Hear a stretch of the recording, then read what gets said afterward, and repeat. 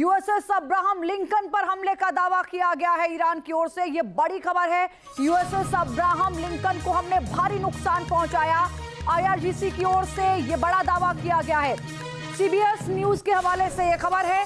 यह पहली दफा नहीं है, इससे पहले भी आपको याद होगा कि यह दावा किया गया था कि अमेरिका ने करीब करीब 1000 मीटर उसको पीछे हटाया है, क्योंकि वहां पर हमला किया गया था ईरान की ओर से। तब भी अमेरिका ने इन हमलों के खबरों को खारिज किया था और इस बार भी अमेरिका इन खबरों को जरूर खारिज करता हुआ नजर आ रहा है। लेकिन आईआरजीसी इसको एक बड़ी उपलब्धि के तौर पर दर्शा रहा है कि हमने अब्राहम लिंकन को टारगेट किया है। यूएई के अल दफरा एयरबेस की तस्वीर सामने आई है। बेस पर ईरानी मिसाइल खुर्रम शहर से हमले का दावा किया गया है। यह बड़ी खबर इस वक्त आपको बता दें। यूएई के अल दफरा एयरबेस की तस्वीर, जिसमें ईरानी मिसाइल खुर्रम शहर से हमले का दावा किया गया है और जहां पर मिसाइल गिरी है वहां पर वो निशान भी सामने आए हैं जिनको इस वक्त आप देख रहे हैं। ये दावा किया जा रहा है कि यहां पर खुर्रम शहर मिसाइल से हमला किया गया है ईरान की ओर से। ईरान की ओर से उन तमाम देशों पर हमले किए जा रहे हैं जिनकी जमीन का इस्तेमाल अमेरिका ईरान पर हमले के लिए कर रहा है। जंग को लेकर ईरान का एक और बड़ा दावा। पश्चिम एशिया में यूएस बेस पर हमले का दावा किया गया है ईरान की ओर से कि हमने पश्चिम एशिया के अंदर यूएस के बेस पर हमले किए हैं। हम अमेरिका और इजराइल से बदला लेते रहेंगे। नए सुप्रीम लीडर मुस्तफा खामेनेई की ओर से भी यह बयान दिया गया था कि हम एक एक मौत का बदला लेंगे, एक एक जान का बदला लेंगे।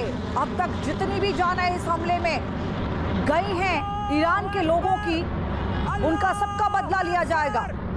अल्लाहू अकबर। और ये मिसाइल उड़ती हुई इस वक्त आप देख रहे हैं। साफ तौर पर ईरान की ओर से कहा जा रहा है कि हम अमेरिका और इजराइल से बदला लेकर रहेंगे। जंग को लेकर ईरान लगातार ये दावे कर रहा है कि हमारी तैयारी पुख्ता है और अगर जंग लंबी भी चलती है तो हम लड़ने को तैयार हैं। हालांकि अमेरिका बेशक ये कह रहा है कि हमने उसकी ईरान की मिसाइल क्षमता, ड्रोन क्षमता में कमी लाई है। बड़ी खबर यह है कि इराक में एरबिल में ईरान का ड्रोन अटैक हुआ है और यहाँ फ्रांसीसी सैन्य अड्डे पर हमले का दावा है।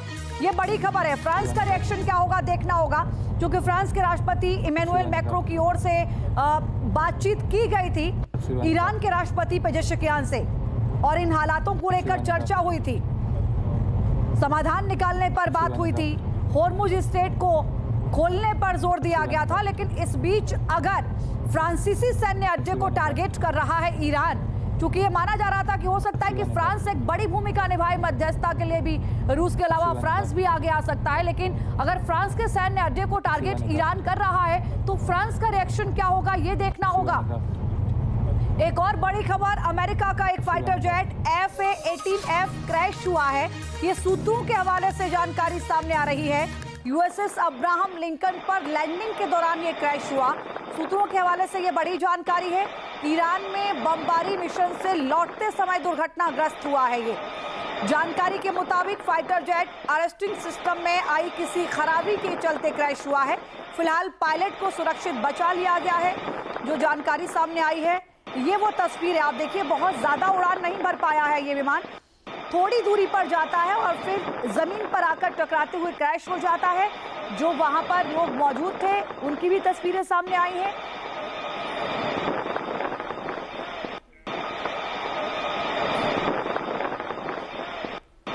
तो मिडिल ईस्ट में जारी तनाव अपने चरम पर पहुंच गया है। इजराइल और अमेरिका के खिलाफ ईरान पूरी ताकत से लड़ रहा है। आईआरजीसी की मिसाइलें इजराइल के शहरों पर कहर बरपा रही हैं।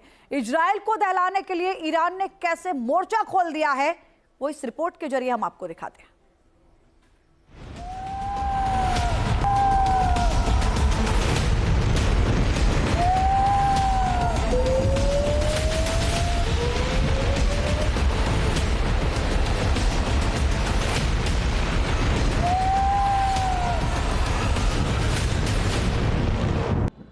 हाइपरसोनिक मिसाइल के हमले से इजराइल में हाहाकार मच गया। तेल अवीव में तबाही मचाने के लिए ईरान पूरी ताकत लगा रहा है। यह हमला भी उसी रणनीति का हिस्सा है। जैसे जैसे जंग आगे बढ़ रही है, आईआरजीसी ऐसी मिसाइलें दाग रहा है जिसका जवाब देने में इजराइल का सिस्टम लगभग नाकाम साबित हो रहा है। ये वीडियो ईरान की लेटेस्ट स्ट्राइक का है। IRGC की गाइडेड मिसाइलों ने टारगेट हिट किया और विध्वंसक धमाका हुआ। 2 जगहों पर मिसाइलें गिरी और कुछ ही पलों में इतना जोरदार धमाका हुआ कि चारों ओर बारूद का बवंडर फैल गया।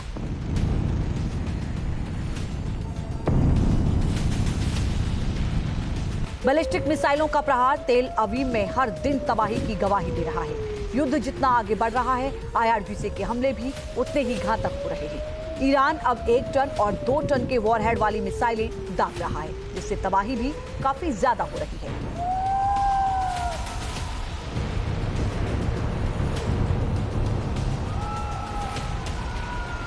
आग की लपटें आसमान छूने को बेताब हैं। धुएं का गुब्बार बेबसी और लाचारी का सबूत है। ईरान के हमले में इजराइल के हाइफा शहर की एक तेल रिफाइनरी बर्बाद हो गई। ईरान की इस कार्रवाई ने पूरे क्षेत्र में खलबली मचा दी। इस हमले के बाद सवाल उठने लगे हैं कि क्या हाइफा अब ईरान का सबसे बड़ा टारगेट बनने जा रहा है। हाइफा के सिविलियन इलाके में भी हमला हुआ है। IRGC की मिसाइल गिरने के बाद यहां कई घरों में आग लग गई, जिससे लोगों को जान बचाकर भागना पड़ा।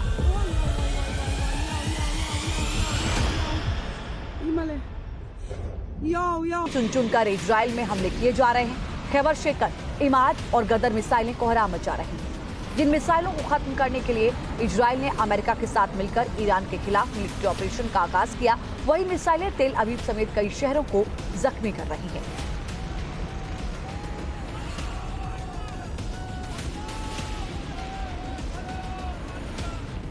इजराइल के रिहायशी इलाकों में हो रहे हमलों की वजह से हालात ज्यादा बिगड़ रहे हैं।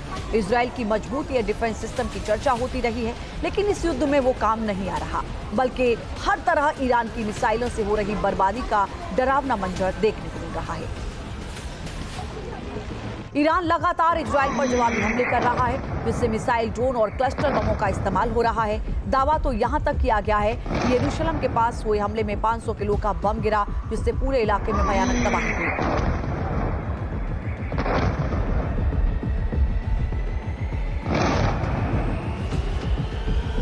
इजराइल के कई शहरों में सायरन बजने के बाद लोग बंकरों में शरण लेने के लिए मजबूर हैं। लगातार और बड़ी तादाद में हो रहे हमलों की वजह से तेल अवीव और हाइफा में सबसे ज्यादा नुकसान हुआ है।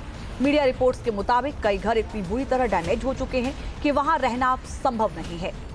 ऐसे में अब तक 3000 से ज्यादा लोगों के विस्थापित होने की भी खबर है। Team news nation.